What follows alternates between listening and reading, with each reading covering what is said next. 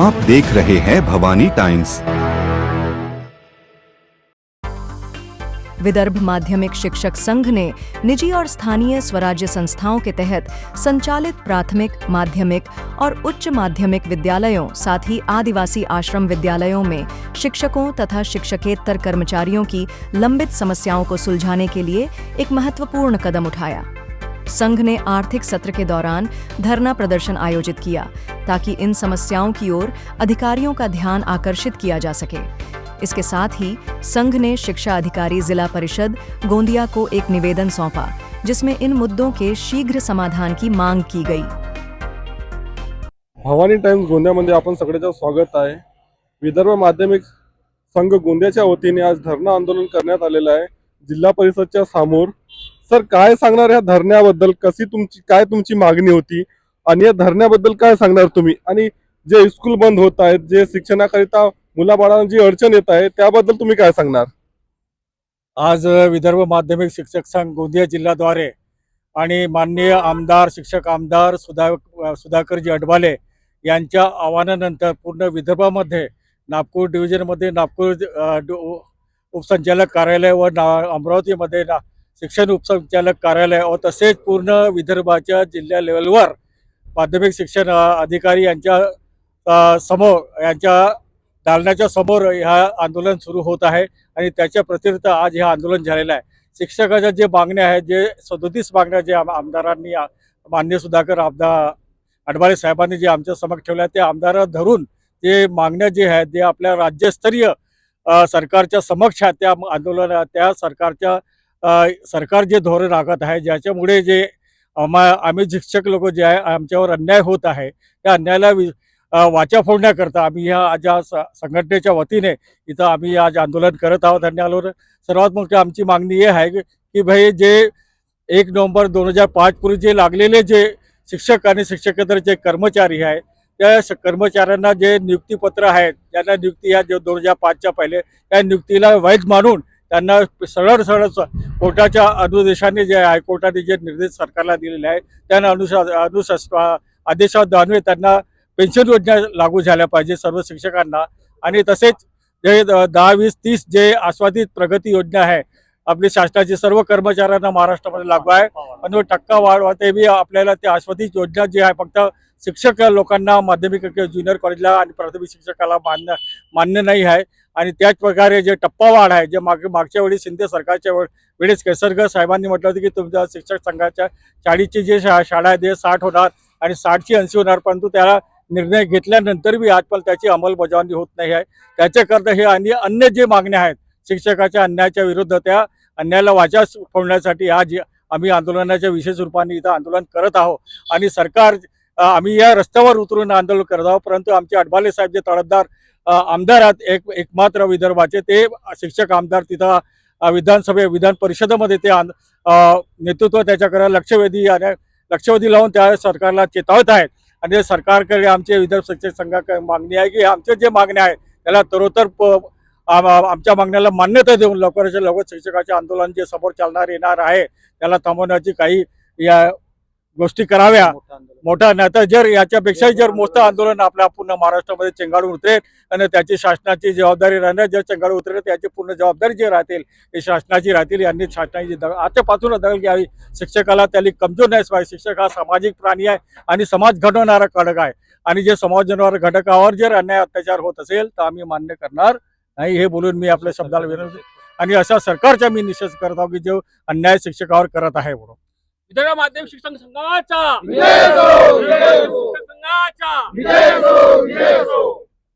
Sir, एक गोष्ट अजून आहे, जी आपली पिढी आहे तिसरी पिढी आता माध्यमिक स्कूलामध्ये जायला लागली आणि जे स्कूल आहेत ते बंद होत आहेत। मग सर, गोरगरीब जे मुलं असतात, जे गावकडले असतात, ते सर मग त्यांना शिक्षण मिळणार नाही, यांच्यावर तुमचं काय म्हणणं आहे? सर, यामध्ये काय झालं, सरकारची नीती आहे ती त्याच्यात पूर्ण सरकारची नीती आहे। याच्यामध्ये काय झालंय की हे शिक्षण हे जे पूर्ण शाळा जे बंद करण्याच्या तयारीत आहे आणि मोठे मोठे जे उद्योगपती आहेत, अदानी, अडाणी, हे जे अंबानी ह्यासारख्या मोठ्या उद्योगपतींना शाळा ह्या पूर्ण दिल्या जातील आणि ते शाळा चालवतील महाराष्ट्रात। आमच्यासारखे शिक्षक घरी जाऊन बसतील आणि ते आपले असं म्हणजे प्रशिक्षित शिक्षक कोणीच राहणार नाही। आणि त्याच्यामध्ये कसं आहे, ते कंट्रीब्युटीसारखे 10,000 15,000 वर काम करणारे करतील, ते काही मुलांना शिक्षण देणार नाही आणि पूर्ण अधोगतीला शिक्षण जाणार आहे. एवढंच माझं म्हणणं आहे. सर, अजून एक गोष्ट आहे, जे मोठे मोठे अधिकारी बनतात ते माध्यमिक स्कूलातून बनतात, तरी सुद्धा जे गव्हर्नमेंट आहे, जे सरकार आहे, ते शिक्षण म्हणजे स्कूल जे आहे ते बंद करायला लागली.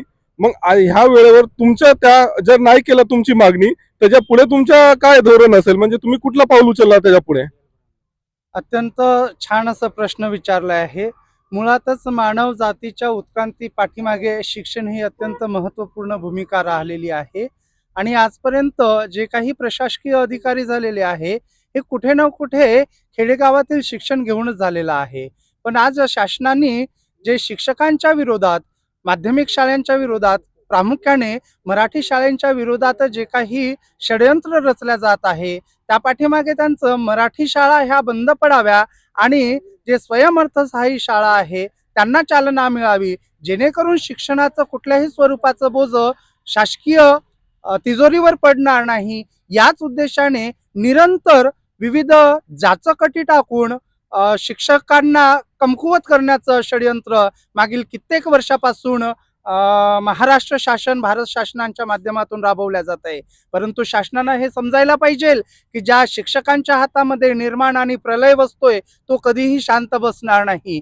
त्यांनी जर शिक्षकांच्या विरोधात जर असं कटकारस्थान रचून शिक्षकांना फूट पाडण्याचा प्रयत्न केलं तर निश्चित हाच शिक्षक बांधव कधी एकजूट होतील आणि तुमची सत्ता कधी खिळखिळी करतील याचं तुम्हाला भान सुद्धा असणार नाही.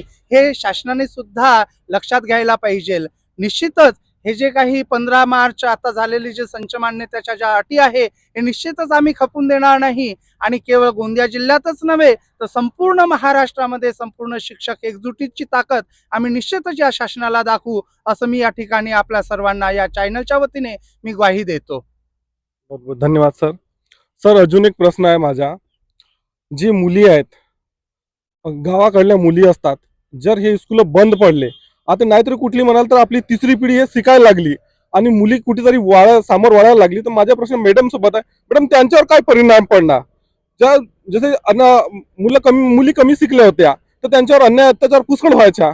आता मुली शिकायला लागल्या तर ते आपली लढाई खुद लढू शकतात. पण आता जर स्कूल बंद पडले आणि समजा 10 किलोमीटर मुलीला जायचं लागला आणि ते 10वी 12वी मध्ये आहे आणि अपघात पुष्कळ होतात, पुष्कळ सारे असे अपघात होतात आणि कारण पण आहेत, तर याच्यावर तुमचं काय म्हणणं आहे? याच्यावर माझं म्हणणं हे आहे की ह्याला शासनच कारणीभूत राहणार. कारण की बघा, आज ज्या शाळा गव्हर्नमेंटनी, शासनाने जेव्हा उघडल्या, गावागावात खेड्याखेड्यामध्ये उघडल्या आहे, गोरगरिबांसाठी उघडल्या आहे, तर त्याकरता शिक्षक हा महत्वाचा घटक आहे. कारण की शिक्षण हे औपचारिकरित्या दिलं जाते. जोपर्यंत औपचारिकरित्या शिक्षण दिलं जाणार नाही तोपर्यंत तो परिपूर्ण शिक्षण होणार नाही. याकरिता शासनानं शिक्षकांना जे शाळा उघडल्या आहेत, ज्या शाळेमध्ये शिक्षक लागलेले आहेत, त्या शाळेतील शिक्षक हे शिक्षित होऊन आलेले आहेत, त्यांना पगार देणं आवश्यक आहे. पगार देईल तर काय होतील, मुला मुलींना चांगलं घडवण्याचं कार्य करतील. कारण की संपूर्ण धुरा हा शिक्षकावर असतो आणि प्रत्येक गावामध्ये ही शाळा जी उघडण्यात आलेली आहे ते गावापळातील जे खेड्यामध्ये राहणारे गोरगरीब आहेत, या गोरगरिबांच्यावर पैसा नाही. कारण की ते बिचारे शेतावर जातात, मजुरी करतात आणि मजुरी करून मोफत शिक्षण जे शासनाची शाळा आहे ना त्या शाळेमध्ये दिलं जाते आणि अशा शाळांना आज सरकार मोडकीच पाडण्यात सुरुवात केलेली आहे. कुठल्याही प्रकारचं लक्ष देत नाही आहे. ज्या काही शिक्षकांच्या मागण्या आहेत त्या मागण्या शिक्षकांचा पूर्ण करीत नाही. यासाठी संपूर्ण कारणीभूत म्हणजे शासनच आहे. शासन जर लक्ष देणार नाही, त्याची म्हणतात ना मातृभाषा, आपण महाराष्ट्रात राहतो, महाराष्ट्राची मातृभाषा आपली मराठी आहे आणि मराठी ही आपली शाळेतून शिकवली जाते आणि ती शाळा आज म्हणजे पडकीस जात आहे. तिकडून लक्ष दिलं जात नाही. आज प्रत्येक शहरामध्ये कॉन्व्हेंट उघडले आहे. कॉन्व्हेंटमध्ये 50-60 हजार रुपये फीस दिली जाते आणि जे श्रीमंत लोक आहेत ते श्रीमंत लोक आपल्या मुलांना शिकवतात, पण गोरगरिबांची मुलं कुठे शिकतील?